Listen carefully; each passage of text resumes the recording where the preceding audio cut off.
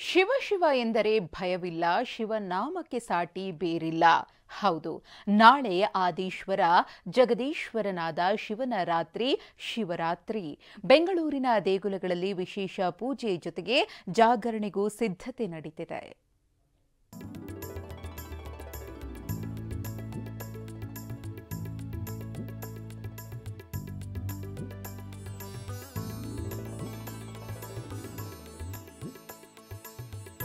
ಶಿವ ಶಿವ ಶಂಕರ, ಪ್ರಳಯ ಭಯಂಕರ, ಪರಮೇಶ್ವರ ಹೀಗೆ ನಾನಾ ಹೆಸರುಗಳಿಂದ ಕರೆಸಿಕೊಳ್ಳುವ ರುದ್ರನ ಹಬ್ಬವೇ ಶಿವರಾತ್ರಿ.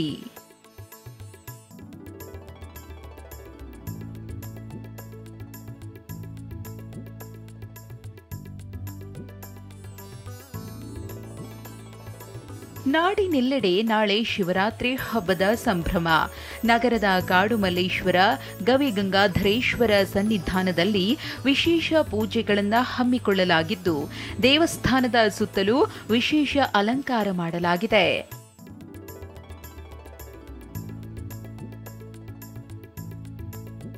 ಕಾಡುಮಲ್ಲೇಶ್ವರ ದೇಗುಲದಲ್ಲಿ ಮುಂಜಾನೆ 3 ಗಂಟೆಯಿಂದಲೇ ಮಲ್ಲಿಕಾರ್ಜುನನಿಗೆ ಪಂಚಾಭಿಷೇಕಗಳು ನೆರವೇರಲಿದೆ.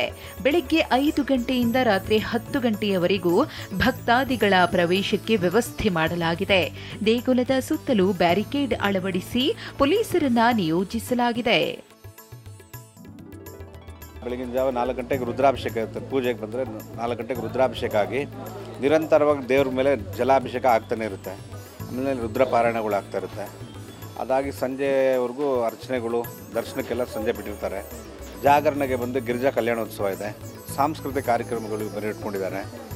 ರಾತ್ರಿ ಇಡೀ ಜಾಗರಣೆ ಇರುವುದರಿಂದ ನೃತ್ಯ ಕಾರ್ಯಕ್ರಮ, ಭರತನಾಟ್ಯ, ನಾಟಕೋತ್ಸವ, ಯಕ್ಷಗಾನ, ಜಾದುಗಾರಿಕೆ, ದುಷ್ಯಂತ ಶಕುಂತಲ ನಾಟಕವನ್ನು ಆಯೋಜಿಸಲಾಗಿದೆ. ಪ್ರಹ್ಲಾದಾಚಾರ್ಯ ಅವರಿಂದ ಶಾಡೋ ಪ್ಲೇ ಇರುತ್ತೆ, ಮ್ಯಾಜಿಕ್ ಇರುತ್ತೆ. ಬೆಳಗಿನ ಜಾವ 5:15 ಗಂಟೆಗೆ ಇದು ಮುಗಿಯುತ್ತೆ. ಏಕೆಂದರೆ ಬಸ್ಸು ಅಥವಾ ಮೆಟ್ರೋ ಸಿಗೋ ವೇಳೆಗೆ ನಾವು ಜನಗಳನ್ನ ಬಿಡುಗಡೆ ಮಾಡ್ತೀವಿ.